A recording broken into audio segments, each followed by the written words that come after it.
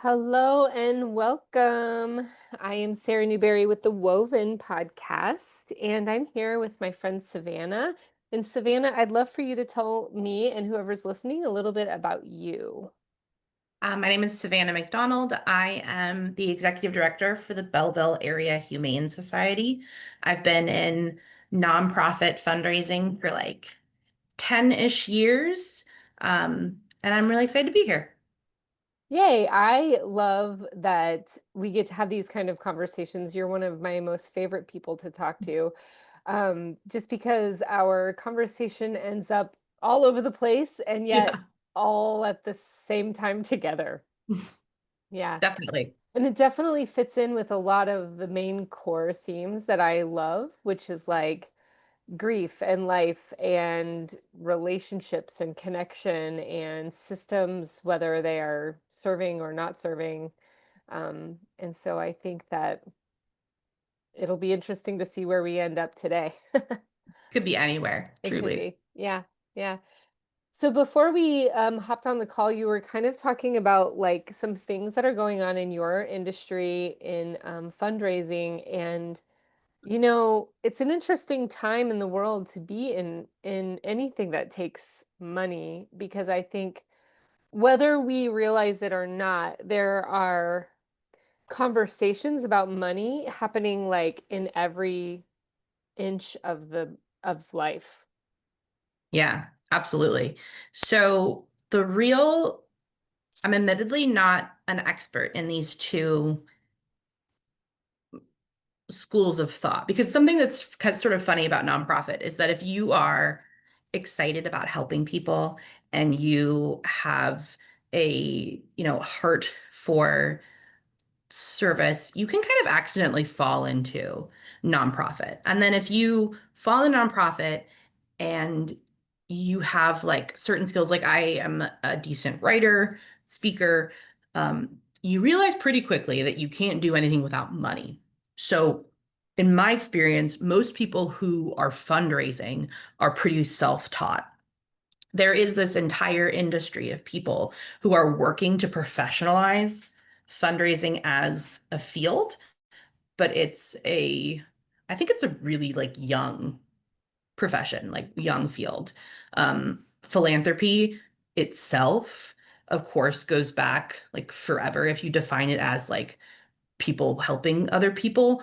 But like the American version of philanthropy, what we're living in now in our nonprofit world, is so much more complicated than what I wish it was because it's driven by tax incentives and by all these like modern structures placed over the fundamental truth of we want to help each other and we believe, I think, writ large as a society that people deserve certain basic amenities.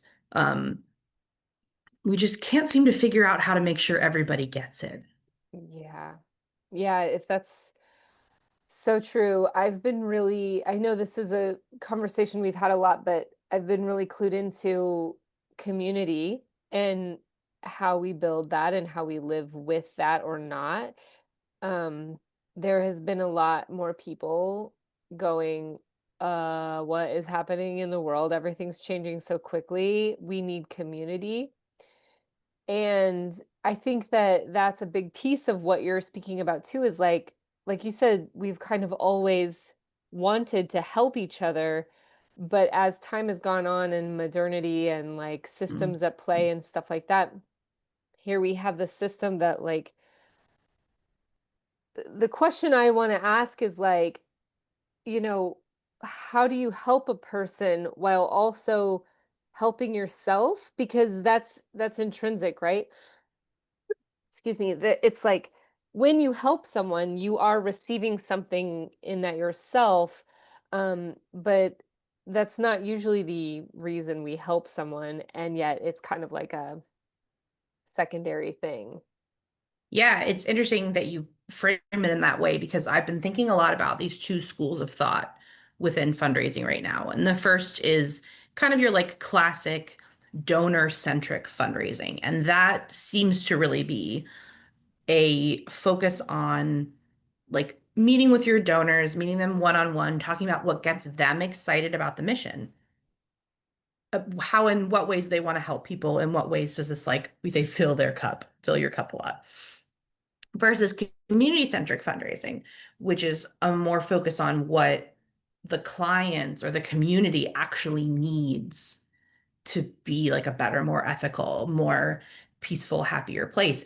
And what strikes me about that dichotomy is like it's really unfortunate that that is a dichotomy. Like, shouldn't that first, shouldn't the donors want, shouldn't the donors be asking for community-centric fundraising? And I I think that this is a sticky question because I think if you like really just fundamentally, I do think that people are good and that people do want to help each other. But we get tied up in all of this like interpersonal ego stuff. Like every board I've ever like worked with or been slightly involved with is made up of people, and people have bad days and good days, and they have emotional reactions to things. And I have certainly had not productive emotional reactions in professional settings or in nonprofit settings that have not furthered the mission because we're human and we're human talking about really human issues. So the thing that I find interesting about this like donor-centric versus community-centric model is that it seems to me that it's evolving into this like us versus them, that there's like it's echoes of the rich are over here with the donor centric and the communities over here, the community centric fundraising, the 1%. And it just doesn't have to be that way. Yeah, I definitely see this is just another avenue where there's like division and separation, right? Where it's just like, do we have to be on two sides of the aisle? Like, or can there be this like flow where the community centered approach also informs the donor center approach and vice versa, where the donor center approach also informs the community centered approach? Yeah, exactly. And the this makes me start to think about things like Patreon, which is, I know we've talked about, is something where, okay, let me back up. If you really look at like who's giving like large amounts of money, of course it is the rich, and of course it's like tax backed things and financial whatever. But if you look at who's giving like a percentage of their income, like a larger percentage, it's people in like mid incomes. It's people with low incomes are still very philanthropic. Where St. Louis is not one of the richer cities in the United States, but we are one of the more philanthropic cities in the United States. And the people who are giving to a cause, who are giving $10 and then from there, still on their taxes, taking the standard deduction, are giving to a cause because they believe in it, because they want to give to the cause, which I also think parallels even people who are taking a tax deduction. They could give, I don't know how many charities there are in the United States, but it's so many, hundreds of thousands probably. So the fact that you have chosen this cause to give to, I think still speaks to this like deep connection to it, even if you are getting something in return, like even if it is a little bit more transactional. And so Patreon is interesting to me because theoretically Patreon is so transactional. Like you're literally paying for like a benefit, extra videos or a button or whatever monthly. But I think in reality, most people don't stay subscribed because they want that thing from that creator. Most people subscribe to Patreon because they like believe in that creator and what that person is like adding to the world. Yeah, I definitely have been around Patreon for a little while. And I also feel like this is the appropriate time to bring up like shaming messaging, right? Because, like, I loved what you were saying about how maybe lower income people are still providing support. They still want to help. Whenever I listen to NPR during their like pledge drives, there is so much like shaming that happens with that that makes me wonder. Like, there's a part of me that's like, I don't wanna contribute now because I feel icky. I feel like there's the messaging is like, "Well, if you listen to this and you really like it, you should be contributing." And while what the message is true, right? Like, the message, I get the message, but there's a moment of like, "Ooh, I don't love that," you know? Then I think about all the other marketing in the world, and as a small business owner myself, I'm always thinking about this, like, how am I messaging myself? And then as, like, a person who's in the healing world, um, there's also this notion, and I mean, I've been doing my work for a long time, so I've definitely done a lot of this icky stuff, and then afterwards been like, "Ugh, yuck. Why did I say that?" Or like, whatever, you know? Yeah, And absolutely. and like there's kind of a thing where, and then there's also like all the marketing gurus that are like, come buy my product and I will get all of the followers for you and all this stuff. And I think about like the work that I do is helpful to people, but as soon as I say something like, you have to have this service from me and only me, and your life will be less than if you don't, it gets really icky, you know? Yeah, that's really interesting. I hadn't really thought about you as being a provider in the space of like your like fundamentally so much advertising is centered around like fear, right? Like you need this or else. Mhm. And I what you said about like having done icky things, like that definitely resonates. The classic example, I think, is of course, I'm in fundraising for animals. That Sarah McLachlan commercial. Yeah, right. But and I think that that's like such an interesting example because right, it's these animals in these like tiny cramped cages in the arms of the angels is playing. She's holding like like a scruffy little dog. It's this like very visceral image of suffering. And then it's put on you. And I feel like it's almost always at like 2 in the morning that I've encountered it. And Yep. and it says if you like don't believe in this suffering, if you want there to be less of this suffering, give us money. And I really struggle with that because on one hand, a lot of the professional fundraising advice is that you should move away from that, that it should be more about celebrating your wins, that you say like, hey, this is the transformation that you can be a part of. Like this is the problem that we're solving. Like things are better thanks to you and thanks to you being part of this donor community. That I think makes so much sense and probably is like a healthier way of thinking about the world.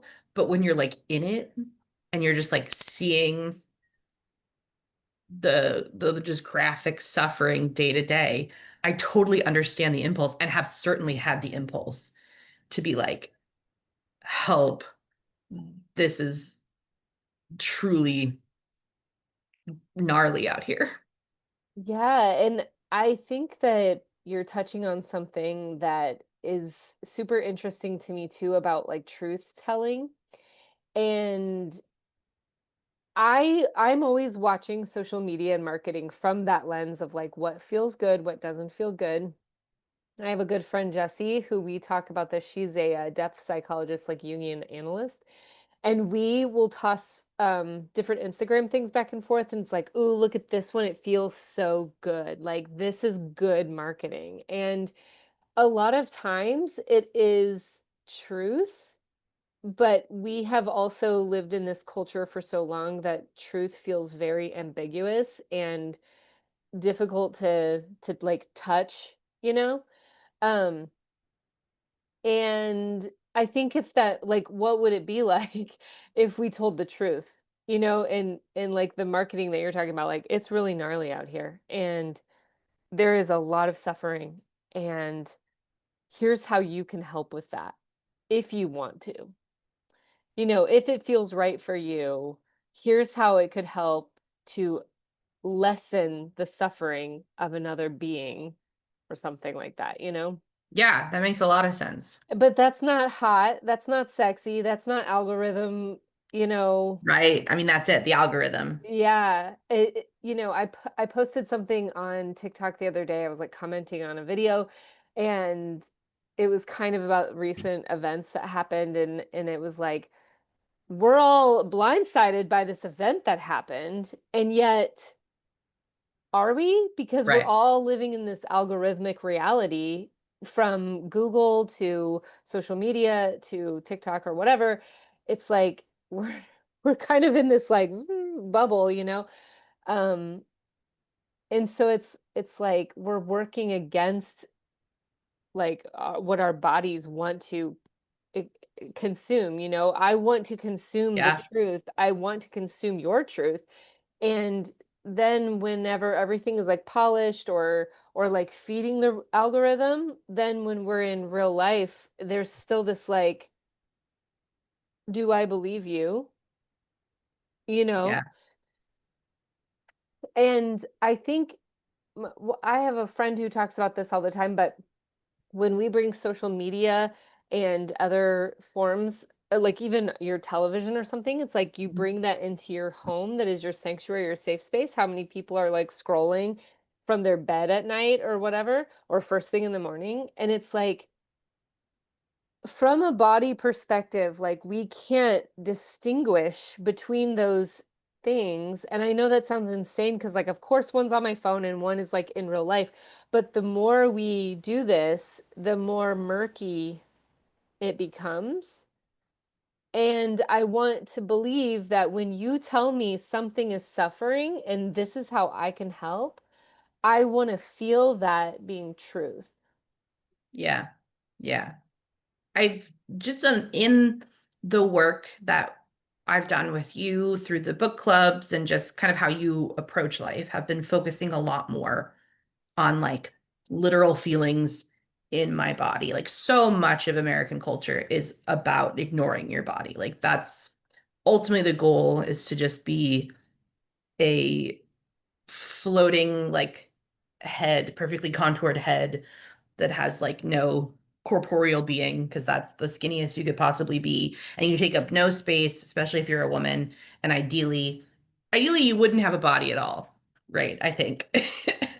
And I have Well, as found, long as you can produce something with or yeah, without a body, you may need a body if you're producing something with said body. true. That's true. If you can feed the machine in some way with your body, then we will allow you to have a female body. Um, and I have been struck these last couple years, especially after reading the Kimberly book, Call of the Wild, right? Yeah. That I feel like my email literally puts me into fight or flight. And I think I was craving that. I finally turned my email widget at 7 p.m. It goes into focus mode, which I think what you're supposed to do is turn off like Facebook and other distracting apps during your workday, but I use it swapped. I turn off like work stuff from 7 to midnight and if you click on the tab, click on the app, it'll give you a pop-up and say like, do you want to bypass? Like you can totally bypass this. I will let you read your email. Like you're the adult here. But just giving me that like extra split second of having to think about it, I have now caught myself. I've caught my nervous system being like, I I need a threat. I need something I can solve or change or help, or I need to demonstrate like some sort of value. I'm feeling insecure. Help, help, help. Let's click on my email. And just adding that little extra bit has allowed me to realize like how much of this phone that I carry everywhere with me like is affecting my literal like body and mind and like genuinely creating these like strong emotions. Yeah, and the awareness to even feel the shift in your body is, I mean, that's huge. Just being able to slow down enough for that split second to be like, wait, am I choosing the email? And if so, like, why am I choosing that email today? And I love that because you're like, oh, I am feeling the urge to fix something. Mhm. Maybe I have like a broken doorknob around somewhere that I can celebrate that win of fixing the broken doorknob over an email, that Yeah, or that just does demonstrate cause, value. yeah, that does cause the fight or flight potentially. I mean, gosh, fight or flight, we could talk about that Mhm. forever, but I have been really searching out when I can feel the opposite of that because so much of our life, like even we're talking about marketing, or like asking for donations or anything can feel like an easy fight or flight moment. And so and gosh, with like, I mean, I just saw a vision in my head of what I witnessed a couple weeks ago of like I just opened my phone and saw like someone being murdered on social media. Right? It's Right. like this is not okay. Like this isn't meant, our bodies are not meant to handle things like that. And Yeah. um I don't know. I think we have to remember that our bodies are slow. They like slow and they like slow integration, and for us to have moved so quickly, it's really hard for our bodies to like accept all of this input all the time. And as someone who is like ADHD and really appreciates novel stimulation, Hmm. um, that has been something to really navigate because there it is, it's right there, like boom, boom, boom, doom scroll, like all the novel stimulation you possibly can get. But like, at what point do you like exercise all of the dopamine or whatever that is, and you crash out, or you like just don't have any more to give, right? Yeah. Um, so I really feel like being intentional is key. Now I'm going to swing it back around here to Patreon because the reason why I'm so intrigued by Patreon is because, like you were saying, some people really um like move towards Patreon because they believe in the creator and the creator of the content, creator of the art. And I love that, right? Like just that fact alone should be worthy of a platform like that. I was first introduced to Patreon by Amanda Palmer, which I know people have conflicted feelings about her these days, but when she wrote her one book, The Art of Asking, it was really like eye-opening to me. It was mind-blowing to me that somebody could lean so heavily on their community for their support when we live in this like hyper individualist, like I'm going to go all on my own, very almost anti-community living that we have. And I feel like that's been ramped up over the last 10, 15 years or whatever.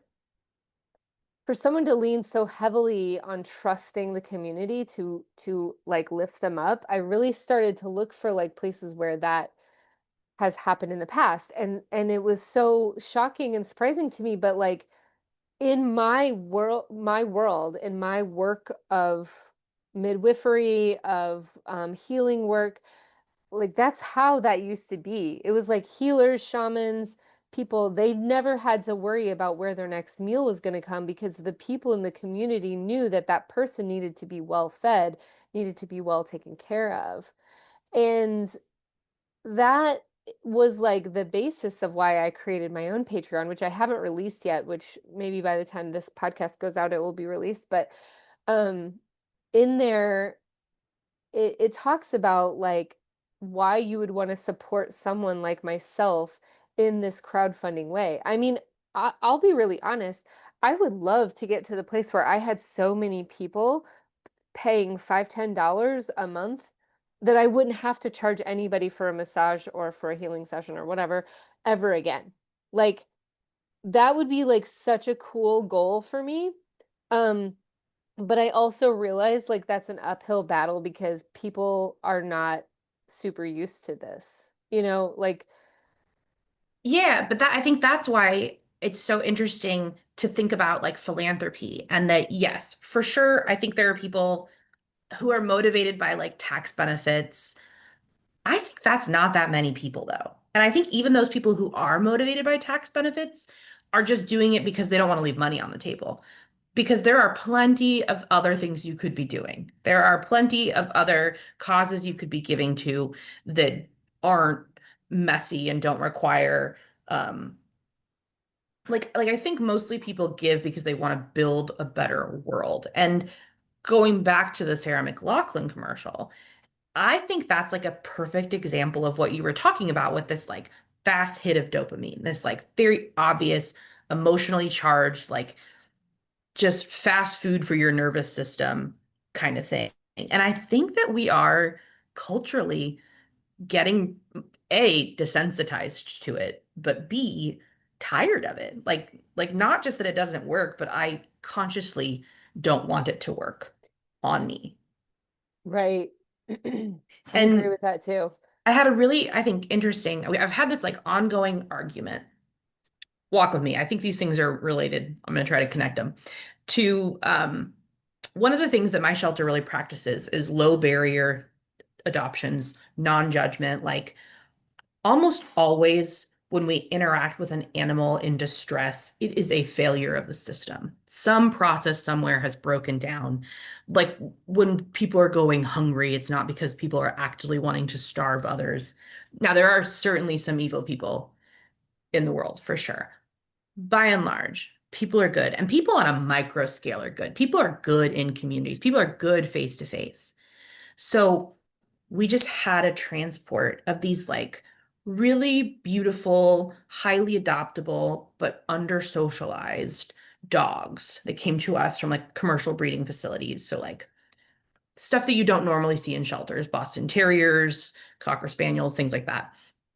And there's been this debate about like how careful should we be in placing these dogs? And that question really comes back to like how many barriers should we put up between us and strangers who want to help these animals? How how special do the people have to be able to be part of our cause? And I would posit that they don't have to be special at all. That whoever is first at the gate and meets these dogs and has a connection to these dogs, I trust them as a human to now be in my community, to now have this animal.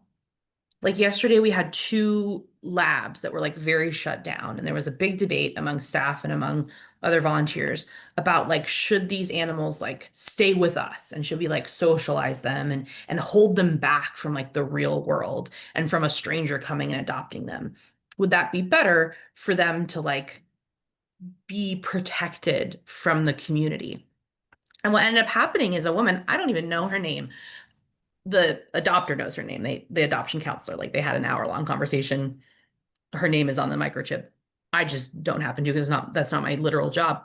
Came in and saw both of these labs and was like, "Hey, this actually really resonates with me.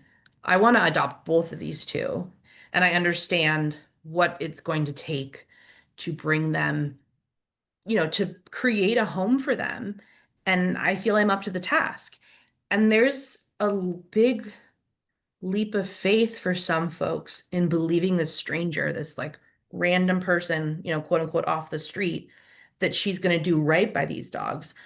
But the crazy thing is, like, every one of us is just a stranger off the street. Like, she is no more special or better than like somebody already in my community. Like, we can't all do it. We can't all make changes unless we trust each other. Yeah, that's a really, really beautiful way of putting that. And I also, what I heard in there was like this ideal for perfection a bit. Like, should the dog be perfect enough, or like should the person adopting the dog be Good point. perfect enough? And as I'm navigating some of these, like I'm changing a bunch of things in my company right now, and I was writing up some of this stuff earlier today, which is why it's on my mind. But there is a sense of like, even down to this podcast, it's like I have done every piece of this podcast on my own. I've not really even asked anyone. I mean, I have asked some people who also podcast that I know, but most of it has been me sitting on my computer, like tick, tick, tick, tick. And I know that it's not perfect. I know that like there's background noise, and I know that the editing, it's raw. And there's a part of me that's like, I still just want to get it out. It doesn't have to be perfect. I'll figure that out as I go along. And I think about that as someone who would be possibly adopting an unknown dog. It's like, I love how, if those were her words, like, I'm up for the task of figuring this out. And it's like, yeah, can we trust someone to be up to the task to figuring it out? One of my best friends got a dog recently, and she didn't sleep for like a month because it was a puppy. And she was like, "What did I do?" But now it's like a month later and she's sleeping again. And Yeah. now it's like this great little family dog. Actually, it's a Yeah. huge family dog. But but like the point is like she was up for the task, and it was really, really stressful for a little while, but she figured it out. And I think Yeah. we've forgotten that path of like, we have to just figure some things out sometimes. And sometimes I Yes. don't get to figure something out until I already release it into the world. Yeah. That's hard because that's It's vulnerability. it's so hard. And it's like progress over perfection, or like Hmm.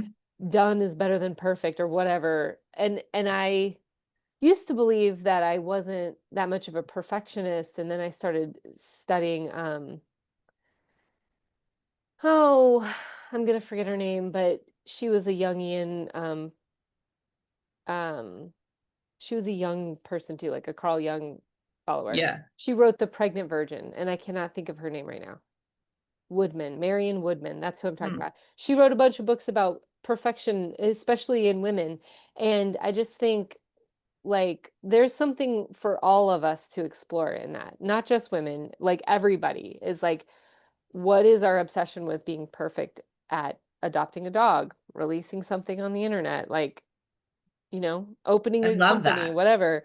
It's like there's something for everyone to explore on why do we feel like it needs to be perfect. Yeah. You're totally right. Like I'm thinking through all the times that I've started having kind of a visceral reaction to when people who aren't in the trenches with us, generally like well-meaning donors are like, I hope you find the perfect home for this animal. And that's for sure like a phrase. And I will have this reaction that like whatever they're what they're really saying is I hope that this animal will be happy and safe and cared for. And none of those things require perfection. Right. And in fact, like you're totally right that holding back and building up these walls keeps us further from happy and protected and safe and fed and loved. Like perfection keeps us back from love for sure. And it keeps back animal welfare. Definitely. We have a pretty novel approach to things like returns. Like if you adopted a dog from us or a cat from us and it didn't work out, um, that's fine. It's like dating. If I don't want the animal to like live in a home that isn't right for them, and they can just come back and be with us, and then the next person might be a better fit. Like my beloved dog, she passed last year, but I had her for I think 8 years. She was a foster, and then I adopted her out to these people who were super nice. She lived with them for 2 weeks. She was an absolute terror to them, a nightmare dog, like pooping and peeing in the house, horrible. And they returned her back to us. And I kept her for 8 years, and she was like my soul dog. And I just think, like, what if I hadn't been the type of person, like, if we shame people about being vulnerable and saying, like, this isn't working, this isn't right for me. I need to bring this dog back to you. If we shame these people, then they just like live in this state of like hidden suffering. When we could just be honest with each other and say, you know, this cat wasn't right for me, but I bet this cat will be right for somebody else. Hmm. Hmm. And that I think really speaks to the like shame and the judgment that you've been talking about. Yeah, when you were talking, that's all I was thinking about is like there's so much shame in the return, and Yeah, it's like you should have worked harder, you should have right, like given up more or something when really, I mean, and that is also probably what prevents a lot of people from adopting too, because right. I mean, I have 4 kids at Exactly. home. Like it would be scary for me to risk like adopting an animal, cat or dog, and not knowing how that animal would actually do in my home. Yeah. And yeah, it's like, and if I could be like, oh, you know what, 2 weeks and it didn't work or whatever, like that seems reasonable. Yes, it is reasonable, but that is not how animal No. welfare treats it. And I think you're right that it's this desire for perfection that you should adopt this animal and things are immediately perfect or Right. And you're bad. that's another thing too, is like the immediacy of perfection. Like Yeah. it could be perfect like in a year, or it could be perfect in like 5 weeks or something like that. But Yeah. we do expect this like things clicked into place or something. Yeah. It's like a Yeah. fairy tale, you know what I mean? Like that's like some kind of fairy tale um thing that isn't real, you know? Yeah, and I think it's very American too. Like this Yeah. like the individualism, the immediacy, and I going back to this idea of like donor centric versus community centric. I think that what you were saying about how we need to slow down really resonated because in my experience, when you one, it takes a long time, even as like a professional person. Like I am like in the rapidly shrinking middle class, really like middle working class. So oftentimes I'm working with a population who are, have even less resources than me. It takes me time to understand what that community even needs or wants. So it takes me X amount of time to understand that. And then turning around and trying to bring that to donors and explain to them, and not even just explain, but to bring them with us. Because I fundamentally, I really truly believe that if we gave it enough time, that donor-centric fundraising and community-centric fundraising don't have to be diametrically opposed. Like they really can be hand in hand if we if there was a certain amount of trust expressed on the donor side. I mean, I really think that the donors kind of have to slow down. And so much of this goes back to like transactional philanthropy, expecting something in return for your money and not just investing in a future. Like we have to really think about philanthropy and think about Patreon and giving as investing in hope and investing in this like theoretical feeling that could take some time to pan out. Well, and I think that you're touching on something so profound where it's like, yeah, we have to, like, the divide isn't working in any of those realms of the divide, right? Like, Right. we have to like come together and like mesh and meet, and work together, compromise on like what we're going to do going forward based on the two different viewpoints. Right. Um, And so something that has been interesting for me is like is allowing myself and part of this is like you have to have the space in your own nervous system and I have to have the resources to be able to even try this exercise. Giving myself permission to just kind of like forgive people who have done something that like maybe baffles me or that I find like bad or cruel. And putting yourself in the shoes of those other people and this empathy piece, this like the amount of resources that is required to, in this day and age, experience true empathy is like it's making empathy kind of a luxury.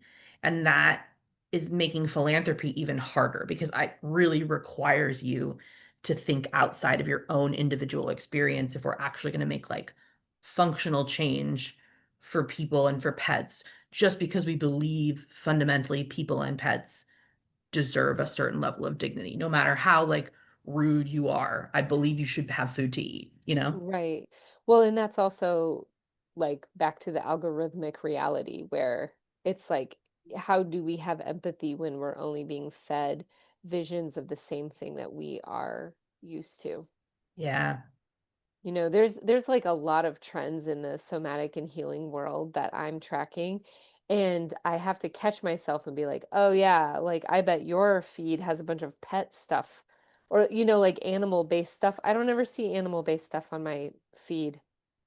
Mine's That's so all interesting. like Yeah. mine is all like love and light and da, da, da, Yeah. and in business stuff and you know what I mean? Like Yeah. and it's like how can we expect to have empathy when we're being like synthetically fed. And I'm not saying we all have to like, divorce the matrix and like never go into that realm because that wouldn't work, right? Like we live in this world. Right. So like but we do need to have some mindfulness and consciousness around how it's being utilized both with our consent and not, because let's just be real here, there's a lot of not consenting going on. Right. And we have to have capacity in our nervous system to deal with that, right? To deal with I didn't consent to AI being here or whatever, or I did, Yeah. or Right. or I didn't consent to my entire life being algorithmic. Like I want to see all of my people on my feed, not just the people who are interested in the same things as me. Yeah. Um, and I know there's people who are curating that for themselves, and that's good. Like we need more of that, but we also need more of real life body to body, nervous system to nervous system interaction to continue practicing those skills too. I talk about that a lot with my kids, but we still have to be in the room with each other. Yeah, and that is something that I think that we have learned as fundraisers. I mean, I think that's probably what every human being has learned post-COVID is that like it's one thing for me to like tell you a story over Zoom, and it's another thing for us to be in a ballroom and for you and me to like hold the animal and be like, there's some phrase that I've been using a lot, so you would think I would remember it in this moment, but I don't really. Like collective effervescence, I think is the phrase. Ooh. Yeah, where you're like in a group and you're experiencing like it's like when you're all singing something together or when you're clapping about something together. And that's like the best part about philanthropy is when you get to this moment of like, and that's why I think people are right when they say Sarah McLachlan commercial. That's not the way to go. That showing people hope is the way to go. Saying, I do have a solution and you can be part of this solution. And like, yes, the suffering is real, but um, there's something that not only can be done, we're doing it. And if you want to do it too, join me. And Hmm. I think that I think a person who's doing a really like beautiful example of this is Miss Rachel on, Yes. yes. Because like she's talking about some really heavy stuff. And she's doing it in a way that is like really joyful. And that is, I think, an important reminder for people like me who can like be experiencing and you too. I mean, I think you probably also have a lot of secondary trauma because people come to you and they tell you stuff and they get like Hmm. really personal and in the weeds about trauma they've experienced. And I really think that secondary trauma piece like is real and it is taking up so much more bandwidth than we even realize. Oh yeah. And finding the joy, still being able to find the joy amidst the secondary trauma so that you can then be like more a more productive fundraiser, like is kind of grim, but is true. Like that's the test. Yeah, or we could say like a more whole human, Yeah. you know. Sure, sure.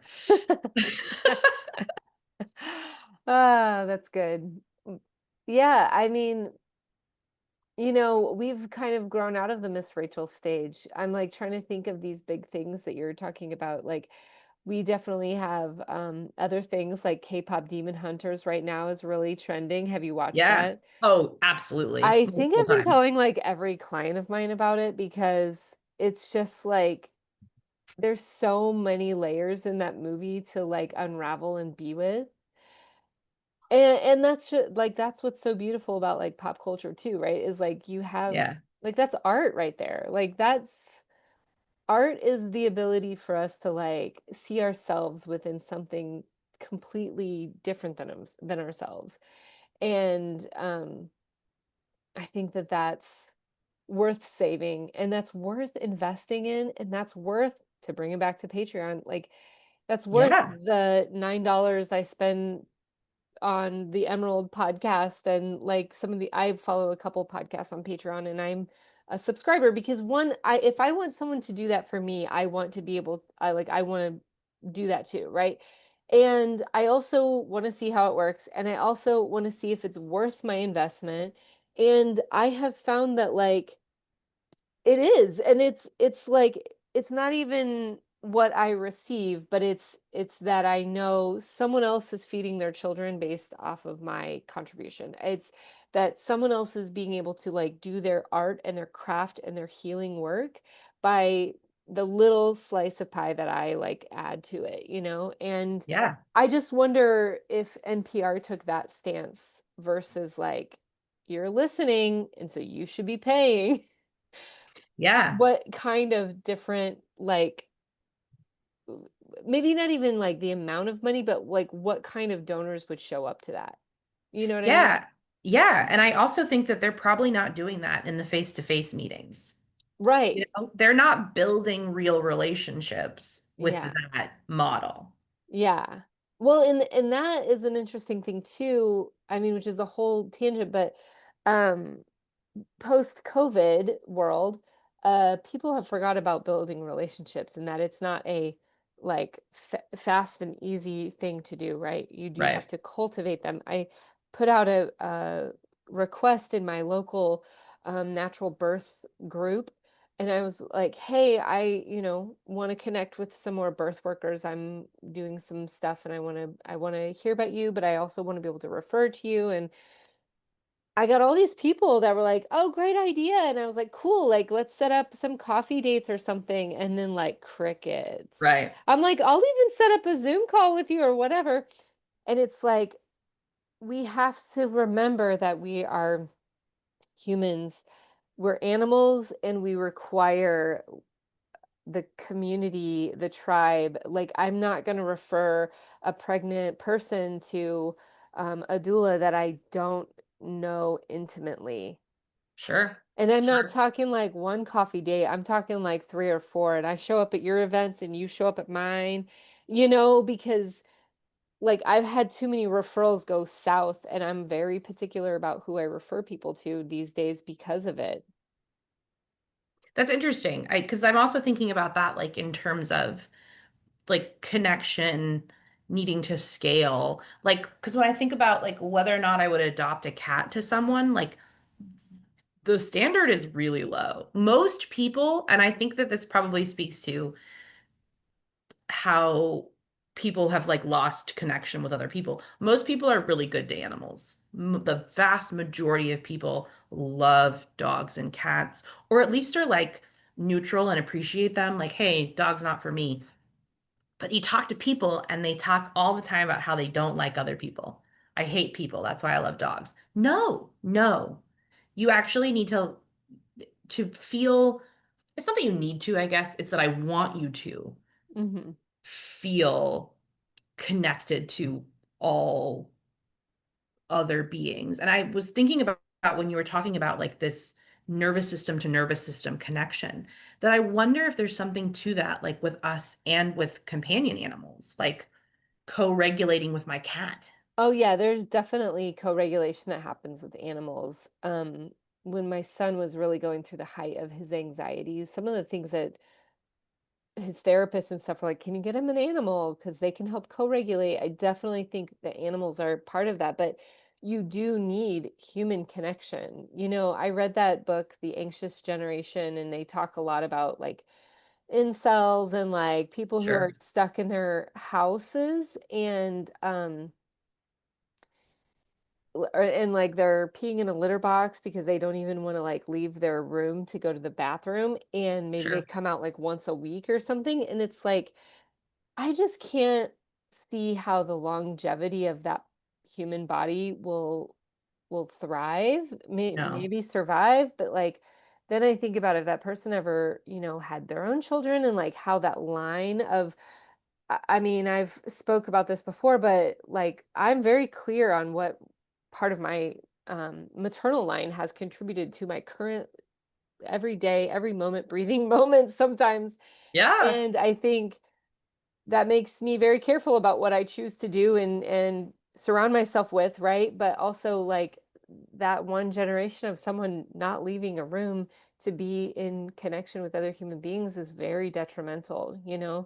Yeah. Um, and the same thing goes the other way. Like if we had one generation of people like reparenting themselves from a gentle perspective, like Hmm. how much the world would be a very different place in one generation, right? Like that's very hopeful, positive thinking on my part. But um, I think that animals definitely can co-regulate, but we do need humans. We do. And I would say something radical by saying, like, no, I actually need you to go figure out why you don't like people.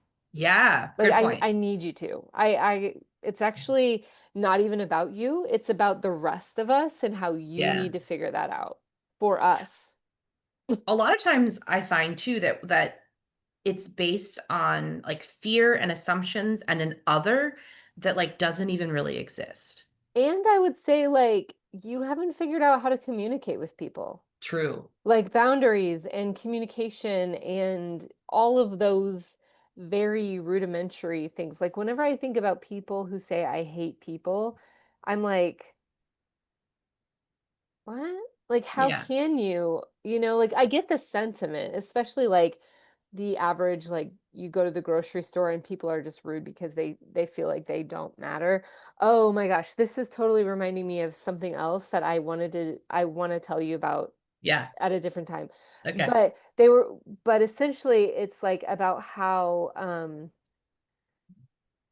we just are so ready to die. Like we're just so ready to die in this culture. It's like, Yeah. and That's instead interesting. instead it's like, what if we actually did the work to stop hating people? Or that means also like when you go to the grocery store, you're not the belligerent asshole that's like rude for fun because you Right. may not ever see that person again. I mean, I grew up in a small Right. town where like that wasn't possible because I was rude to that person who knew my mom or something. Right. Gonna call your mama. Yeah, and Yep. I feel that way very much in St. Louis and in specifically my neighborhood. My kid comes home and says something, oh yeah, I already knew about that. I And love that. That's it's community. it's community, right? And yeah, it's so takeaway here, right? Is like if you don't like people, go figure out why. Yeah. We actually need you. Okay. We We need do, you. We we need you. do, we do need you. And you're Yes. very important and you're valuable. And Yes. we need you to figure this out so that life isn't so hard for you, but also life isn't so hard for the rest of us. Yes. You know? Yes. Yes. Yeah. Yeah. So I'm sure that's hard for some people to hear. And like I do understand the sentiment of that overarching like the general swaths of humans together, they aren't great. It's not great, but also like you got to go figure that out. And I think too, like almost always the response to stuff like this in animal welfare is like, well, there was one guy in Colorado who did something horrible to an animal. And it's like, you're right, and I completely believe you. And you are absolutely right to be upset by that. That is upsetting. Yeah. But the fact that you had to go all the way to Colorado, or the fact that you had to go all the way to 6 months back to find somebody out of the thousands and thousands of people who aren't doing that, and that you're focusing on that one thing and allowing it to create your whole worldview, I would wonder, is it serving your happiness? I can only imagine someone listening to this and being like, but what about and yeah. But I also think that like to your point, there's something to be discovered and figured out and like there's like an anxiety there, right? There's like a feeling Yes. and it's like, okay, let's unravel that a little bit. Yes. And yes, people abuse animals from time to time, but what's happening by us not adopting this animal to this person? Exactly. And what kind of like world are we investing in where we Yeah, expect everybody, we expect the worst out of every stranger? Like, I yeah, just can't live like that. yeah. Me Won't. either. And I Me don't either. want other people to. Like, I love what you Right. said about how, like, we need you. Yeah. I Right. want you over here on this other side. Yeah. Join Yeah. us. Right. Well, this has been a really interesting conversation. Thank you so much, Yeah, thanks Savannah. for having me. And, when I do get the Patreon released, hopefully you'll be able to read it and tell me what you think about it. Yeah. And hopefully everyone else will join me on Patreon. And not just join me, but there's so many creators on Patreon that are worth putting a little bit of effort toward. Yeah. Yeah. Yeah. So, And it feels good. It feels good to put that effort towards it. yeah, absolutely. Absolutely. All right. Until next time, Savannah. Yes. Bye.